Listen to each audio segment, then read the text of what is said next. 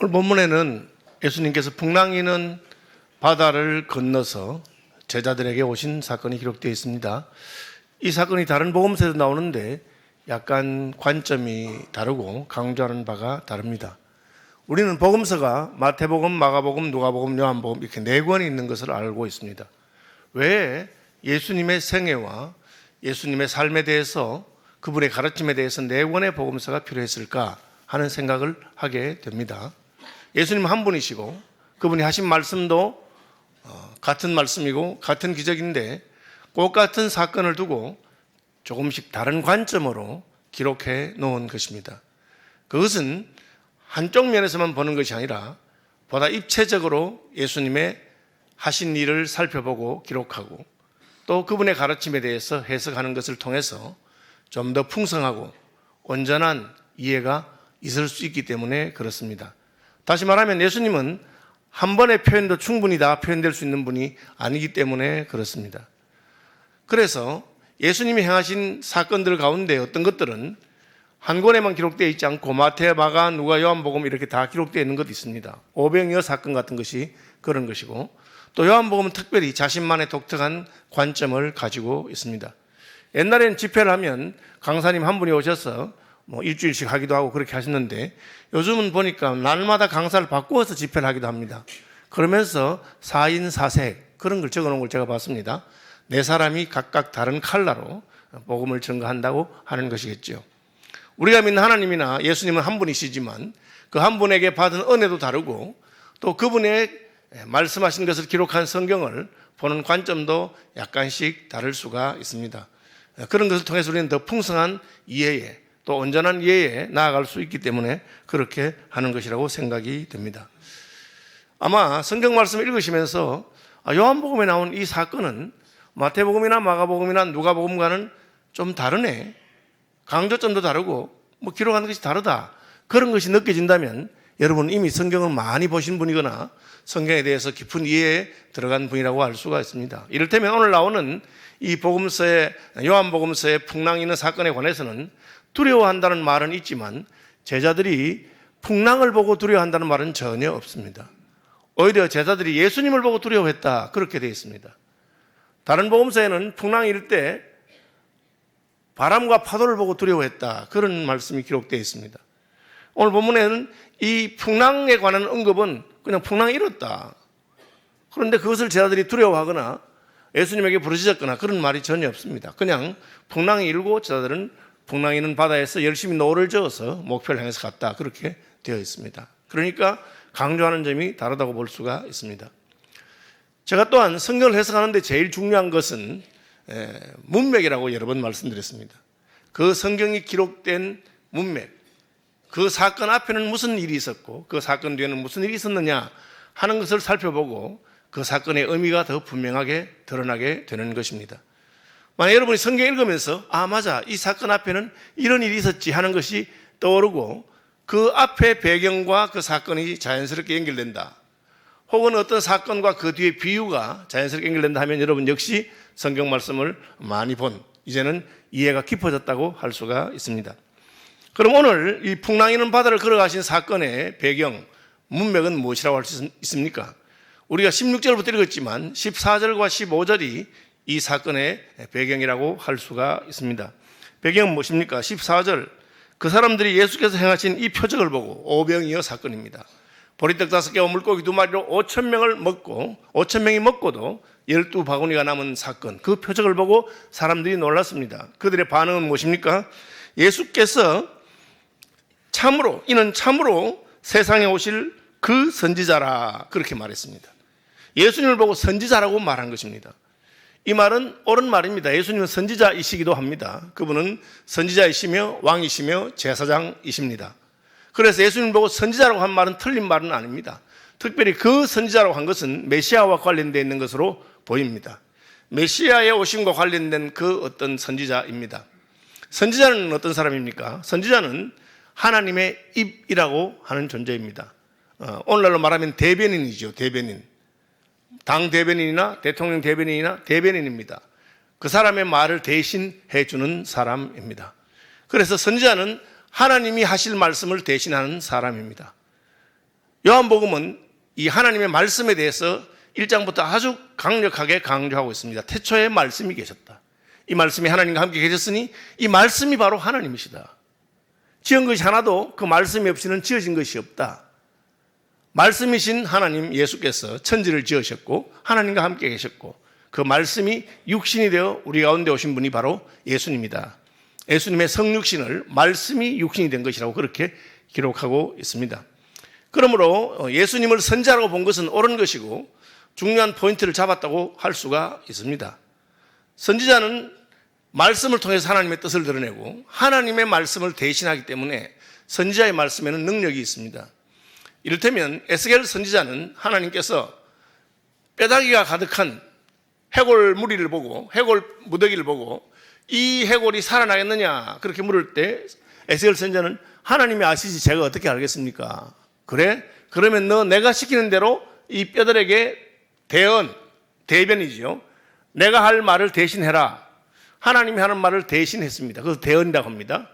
대언하니까 이 뼈들이 붙고 근육이 생기고 피부가 생기고 큰 군대가 되었다 하는 그런 기록이 있습니다. 하나님의 말을 대신했을 뿐인데 그 말을 들은 뼈들이 군대로 일어나게 되는 것을 성경은 기록하고 있습니다. 이처럼 선지자의 말은 하나님의 말씀이기 때문에 능력이 있고 하나님의 말씀을 대신 전하는 것이기 때문에 말씀이 땅에 떨어지지 아니합니다. 오병이어 사건을 보고 보리떡 5개를 놓고 예수님이 하늘을 우러러 감사하셨는데 그때부터 기적이 나타났어. 5,000명이 먹고도 12바구니가 남았으니까 사람들이 깜짝 놀랐습니다. 그리고는 이야 저분이 바로 그 선지자구나 그렇게 했습니다. 문제는 그들이 예수님을 선지자로 보는 것이 잘못된 것이 아니라 그것은 옳았지만 그러면 선지자로 보았으면 어떻게 해야 되겠습니까? 예수님이 만약에 하나님이 보내신 그 선지자라면 그들은 예수님의 말씀을 더 귀 기울여서 잘 들어야 했습니다. 그 말씀이 하나님의 말씀이니까요. 들을 귀 있는 자는 들을지어다 한 것처럼 내 귀가 말씀을 듣기는 들어도 깨닫지 못하는 어리석은 자가 되지 않도록 무슨 말씀을 하시는가 그렇게 잘 들어야 됩니다. 사도행전에서 바울은 베레아 사람들이 그렇게 했다. 바울이 말씀을 전할 때 그 말씀이 참으로 그러한가 하여 베레아 사람들은 신사적이어서 말씀이 참으로 그러한가 하여 묵상하고 상고하고 그렇게 했다. 하나님 말씀을 듣고 묵상하고 상고하는 것 그것이 선지자로 인정하는 것과 관련이 있습니다. 그런데 예수님에게 기적을 보고 예수님을 그 선지자라고 했던 사람들은 그렇게 하지 않았습니다. 그들은 예수님이 그 선지한 것을 알고는 15절에 보시면 이렇게 되어 있습니다. 그러므로 예수께서 그들이 와서 자기를 억지로 붙들어 임금 삼으려는 줄 아시고 예수님을 임금을 삼으려고 했습니다. 이거 나쁜 겁니까? 예수님을 임금 삼으려고 하니까 높이는 거잖아요. 좋은 거라고 생각이 될 수 있습니다. 문제는 억지로라고 하는 말이 있습니다. 예수님은 억지로 임금을 삼으려고 한 것입니다. 그들의 의도가 꼭 나쁘진 않은 것 같은데 예수님은 그것을 싫어하셨습니다. 예수님은 그 사람들이 억지로 자기를 임금 삼으려는 걸 싫어했습니다. 대단한 용기가 필요한 행동입니다. 왜? 그 당시는 백성들이 자신들의 임금을 뽑는 시대가 아닙니다. 백성들이 임금을 세울 수 없죠. 그것은 혁명과 같은 것입니다. 백성들이 우리가 우리 임금을 세우겠다 하면 그것은 반역입니다. 그 당시에는 임금은 왕의 가문에서 왕가에서 결정하는 것입니다.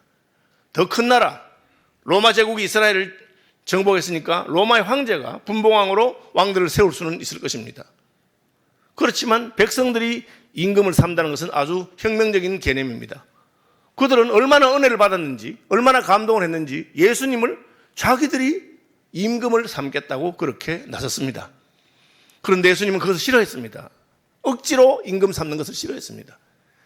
여러분 아무리 좋은 일도 본인이 싫어하면 안 해야 되는 거죠. 그렇죠? 제가 신방을 가면 교인들이 음식을 잔뜩 차려놓고 목사님 많이 드세요. 그렇게 음식 많이 차리지 마세요. 저는 먹는 거 안 좋아합니다. 그렇게 해도 그냥 목사님이 잘 먹으니까 보기가 좋다 하고 그렇게 해서 자꾸 억지로 먹으라 하기 때문에 제가 오늘 이렇게 됐습니다. 그럼 먹는 거는 간단하게 하세요 하면 간단하게 하면 되는데 자꾸 먹으라고 합니다. 그게 좋은 게 아니죠. 저는 올해 결혼한 지 39년이 됐는데 이게 이제 처음에는 그걸 잘 몰랐어요. 여자에 대해서 전혀 몰랐어요. 아내가 어떤 사람인지. 뭐 살다 보면 부부가 다투기도 하고 서로 마음이 상할 때도 있잖아요. 그럼 저는 마음이 상했으니까 위로를 해줘야 되겠다. 마음을 달래줘야 되겠다. 그렇게 해서 이제 아내가 마음이 상하면 앞에 가서 재롱을 뜹니다. 그럼 더 화를 내는 거예요. 지금 내가 속이 상해 있는데 왜 앞에서 자꾸 얼렁얼렁 거리는 거예요. 그럼 풀어주려고. 그래서 터치를 합니다. 그러면 막 더 화를 냅니다. 이제 세월이 지나 제가 깨닫게 됐어요. 아, 화가 났을 때는 내가 찌그러져 있어야 됐구나. 그래서 사라집니다. 그러면 조금 시간이 지나면 마음이 풀리는 거예요. 아무리 의도가 좋아도 싫은데 가서 그냥 자꾸 그렇게 하면 안 되는 거죠. 그걸 깨닫는 데 상당한 세월이 흘렀습니다. 예수님께서 왜 왕이 되는 것을 싫어하실까요? 왕은 하나님 한 분이기 때문에 그렇습니다. 또한 왕은 백성들이 세우는 것이 아닙니다. 하나님께서 세우시는 것이죠. 아무리 인기가 있다고 해도, 우리 마음에 든다고 해도 그렇게 왕을 세우는 게 아니죠. 하나님이 왕을 세우는 것입니다. 그래서 이스라엘 백성들이 자신을 왕으로 세우는 것은 옳지 않은 일이고, 또 때가 되면 하나님께서 예수님을 지극히 높여서 왕으로 세우실 때가 있을 것입니다. 그러나 지금은 예수님이 왕이 되실 때가 아니라 십자가를 지고 죽으셔야 할 때입니다. 인자가 온 것은 섬김을 받으려 함이 아니라 섬기려 하고 도리어 자기 목숨을 많은 사람의 대속물로 주려 함이니라. 지금 예수님은 십자가를 지고 하는 그것이 심히 고민이 되고 있는데, 우와, 우리 예수님 능력이 있으니까 감사기도 한 번으로 보리떡 5개가 5,000명이 먹고 12바구니가 남았으니 예수님이 우리의 왕이 되신다면 우리의 먹는 문제는 바로 해결이 된다. 우리나라의 경제적인 모든 문제는 저분이 왕이 되면 바로 해결이 된다. 그렇게 생각해서 평소에는 전혀 용기를 내지 못하던 이 민초들이, 백성들이 예수님을 왕으로 삼고자 하는 것입니다. 그러나 예수님은 자신을 억지로 왕을 삼아서 자신들의 빵 문제를 해결해 주는 사람 되는 것을 원치 않았습니다. 당시의 왕은 헤롯이죠. 헤롯은 정통성에 문제가 있습니다. 그는 에돔 족속이기 때문에 다윗의 자손이 아니고 예수님이 다윗의 자손입니다. 그는 로마의 권력에 불붙어서 왕이 된 사람이기 때문에 백성들이 대놓고는 하지 않지만 싫어하고 정통성이 없다고 생각하는 그런 왕이었습니다. 그럼에도 불구하고 예수님은 백성들의 원하는 대로 그들의 먹을 것을 책임지는 그런 왕이 되기를 원치 아니하셨습니다. 그래서 어떻게 하십니까? 떠났습니다. 오늘 본문에 보니까 다시 혼자 산으로 떠나가셨다. 이 요한복음엔 잘 나와 있지 않지만 다른 복음서를 보면 예수님께서 산으로 가셔서 기도하셨다, 혼자. 사람들의 환호와 자기를 왕으로 삼으러 하는 박수갈채를 떠나가는 것은 쉬운 일이 아닙니다. 그래서 인기인들이, 연예인들이나 가수들이나 인기인들이 그 청중의 박수갈채를 포기하고 떠나는 것이 그렇게 어렵대요. 중독성이 있기 때문이라고 합니다. 여러분, 사람들이 많이 모여서 함께 구호를 외치고 박수를 치고 그러면 거기에 무슨 힘이 있어요. 군중이 모이는 힘이 있습니다. 거기 빠지면 거기에서 빠져나오기가 쉽지 않습니다. 저희는 그 민주화 시대를 지냈던 그런 세대입니다. 제가 대학에 1978년도에 입학한 7, 8학번입니다. 아시는 대로 80년도에 부마 사태, 박 대통령 돌아가시고만 그런 게 아주 학교가 시끄러울 때였습니다. 저는 대학 입학해서 학보사에 기자를 했고 대학생들이 민주화운동하며 데모하는 것을 많이 보았습니다. 그런데 그게 30명, 50명 모일 때는 모르는데 500명, 1000명, 2000명 이렇게 모이면 대단한 힘이 있어요. 그리고 그것도 특별히 그 군중을 이끄는 어떤 앞에 서 있는 선동가들이 있습니다. 보니까 어떤 여학생이 앞에 서서 카랑카랑한 목소리로 외치는 겁니다. 학도여 일어나라! 이런데 막 그 목소리를 들으니까 막 피가 막 끓는 것 같아. 내용이 상관없이 그냥 와 일어나야 될 것 같은 그런 느낌이 드는 그런 데입니다. 그러나 예수님은 5,000명의 무리를 떠나셨습니다. 그들이 자신을 향해서 우리의 임금이 되어달라고 하는 소리를 듣지 않고 가십니다. 그것은 쉬운 것이 아닙니다. 예수님은 사람의 뜻이 아니라 하나님의 뜻을 이루러 오신 분이기 때문에 사람의 스케줄이 아니라 하나님의 스케줄에 따라서 움직여야 되는 것입니다. 오늘날 최근에 우리나라의 정치나 여러 가지 문제를 놓고도 여러분 너무 흔들리지 마시고 하나님께서 세우실 왕이 있고 하나님의 때가 있는 것입니다. 어쨌든 예수님은 그냥 무리를 떠나서 산으로 가셨습니다. 제가 직접 경험한 건 아니고 들은 이야기인데 그 일본과 우리가 다시 국교를 한일 국교 정상화를 할 때 이야기입니다. 그때 전국의 모든 대학에서 데모가 일어났습니다. 그 일본 놈들을 우리나라를 괴롭힌 일본 놈들하고 왜 우리가 다시 국교를 맺느냐? 이건 모욕적이다. 그 돈 몇 푼 받으려고 자존심을 파느냐? 막 그런 일이 있었습니다. 그래서 서울대 의대에서도 수업 시간에 학생들이 손을 들어서 교수님, 지금 우리가 수업하고 있을 때가 아닙니다. 정부에서 일본하고 다시 국교 정상을 한다는데 이게 말이 됩니까? 우리는 반대하러 나가겠습니다. 그렇게 하니까 그 나이 든 교수님이 학생들을 보시더니만 자네들의 마음은 내가 이해가 되고 애국심도 이해가 된다. 그런데 자네들 앞으로 대학을 졸업하고 의대를 졸업하고 의사가 되거든. 서울이나 대도시에서 개업하지 말고 저기 의사가 없는 농어촌에 섬에 거기 가서 의사의 치료를 받지 못하는 사람들을 위해서 헌신하는 사람이 되기 바란다. 그것이 진짜 애국이라고 생각한다. 그 한마디로 학생들을 조용하게 만들었다. 그런 얘기를 제가 들은 적이 있습니다. 그런 건 쉬운 것이 아니죠. 군중들이 가는 길과는 다른 방향으로 가는 길이기 때문에. 때로 하나님께서는 많은 백성들이 가는 길과 다른 길로 우리를 가게 하십니다. 멸망으로 인도하는 길은 그 길이 넓고 평탄하여 찾는 사람이 많으나 천국 가는 길은 그 길이 좁고 협착할 수도 있기 때문입니다. 어쨌든 예수님은 무리의 환호를 멀리 하시면서 혼자 조용히 산으로 가셨습니다. 그리고 해가 저물었습니다. 해가 지면 어떻게 됩니까? 돌아가야죠, 집으로. 다들 집으로 돌아가고 있습니다. 제자들은 어떻게 합니까? 제자들도 돌아갑니다. 어디로? 제자들이 바다에 내려가서 배를 타고 바다를 건너 가버나움으로 가는데, 가버나움은 예수님의 갈릴리 사역의 중심지였습니다. 원래 예수님 고향은 나사렛이었지만 나사렛 사람들은 예수님을 거부합니다. 나사렛 사람들은 예수님을 육체대로만 알았기 때문에 선지자가 고향 외에서는 존경을 받지 않음이 없다 한 말처럼 예수님이 자라나신 고향이었던 나사렛에서 사람들은 예수님을 무시하고 인정하지 않았습니다. 그래서 예수님은 그곳에서 표적을 행하실 수 없었다. 왜? 믿음이 없는 자들에게 하나님은 역사하지 않기 때문에 그렇습니다. 그래서 예수님의 갈릴리 사역의 중심은 나사렛이 아니라 가버나움이었고, 예수님은 가버나움을 중심으로 해서 그 주변 동네들에게 복음을 전하러 다니셨습니다.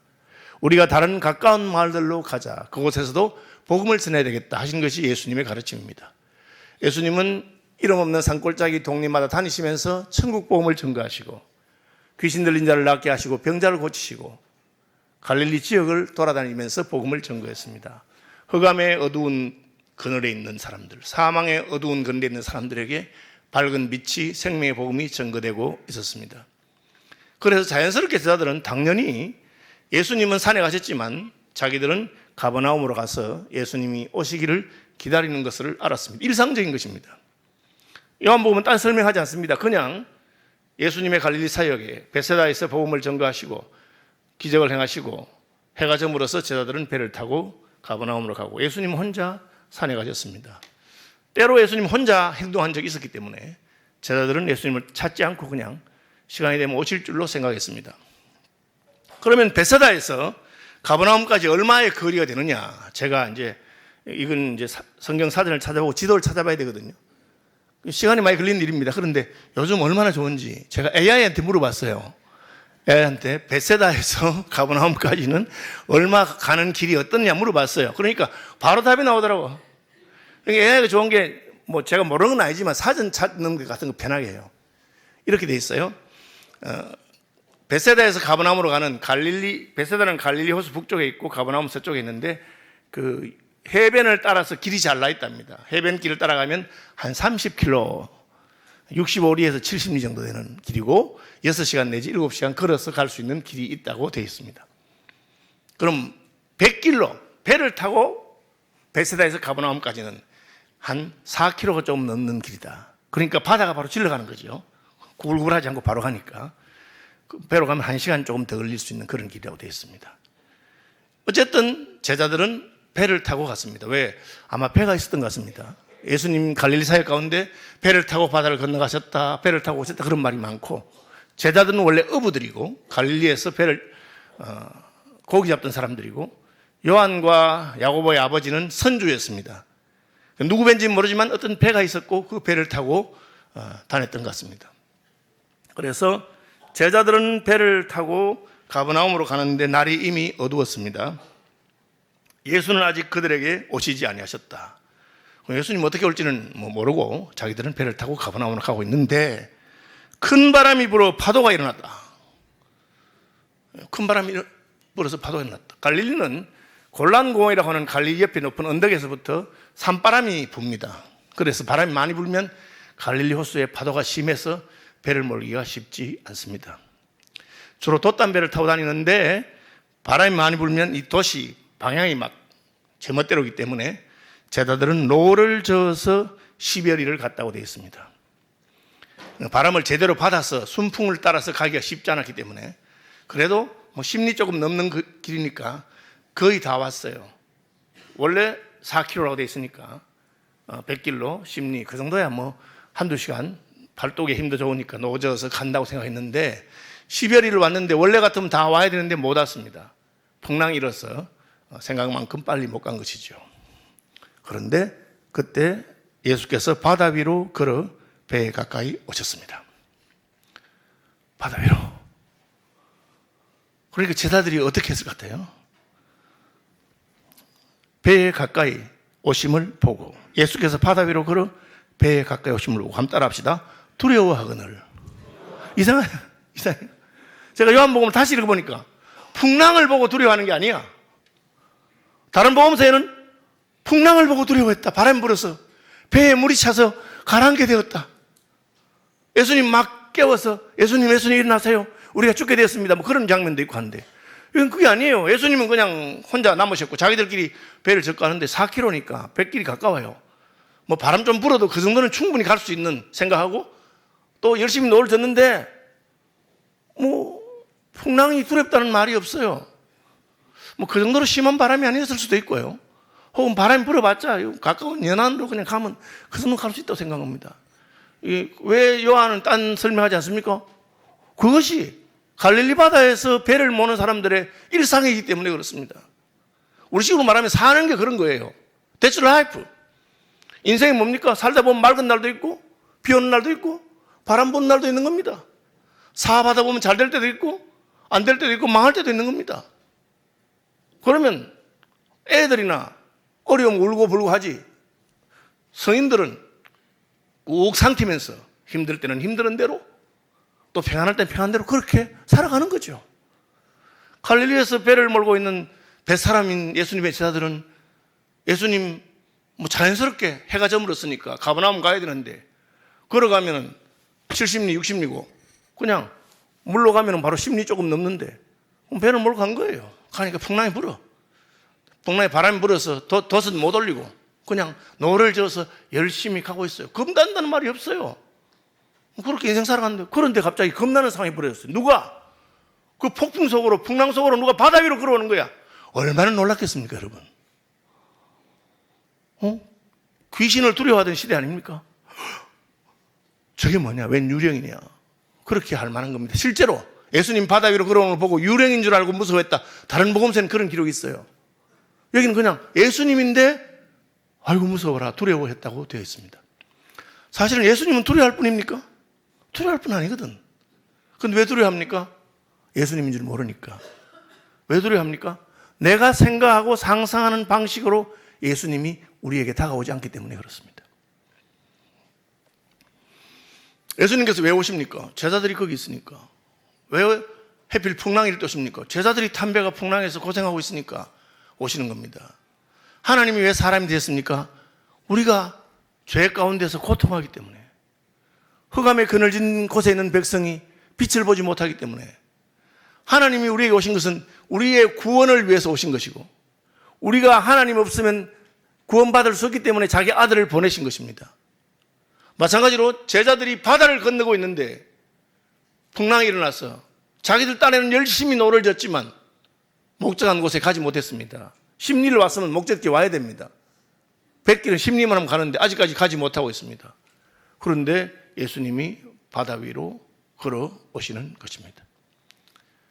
굉장히 놀라고 두려워했습니다.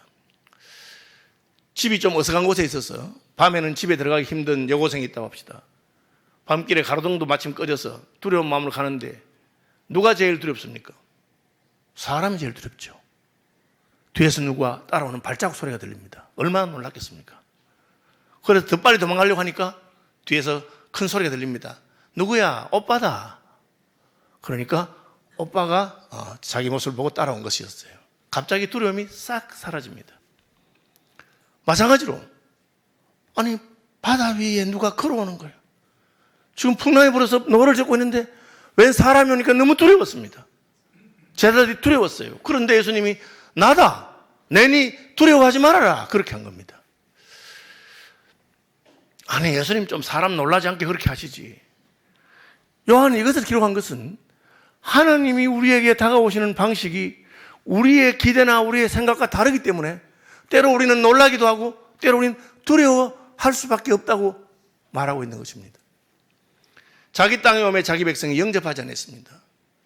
하나님의 아들이신 예수님이 자기 백성들에게 왔는데 왜 영접하지 않습니까? 예수님이 고운 모양도 없고 풍채도 없고 사람들이 보기에 흠모할 만한 아름다운 것이 없었습니다. 그러니까 이스라엘 백성들이 메시아를 기다린다고 하면서 예수님을 영접하지 못했습니다. 여러분, 하나님께서 먼저 우리를 찾아오십니다. 그런데 그 오시는 것이 내가 기대하는 방식으로, 유대인들이 바라고 기대하는 방식은 무엇입니까? 보리떡 5개로 5,000명을 먹게 하는 기적을 행하시면서 그 모습으로 예수님이 오시니까 너무 좋아서 우리의 임금을 삼겠다고 그렇게 하는 것입니다. 예수님은 그들의 요청을 거절하시고 떠나셨습니다.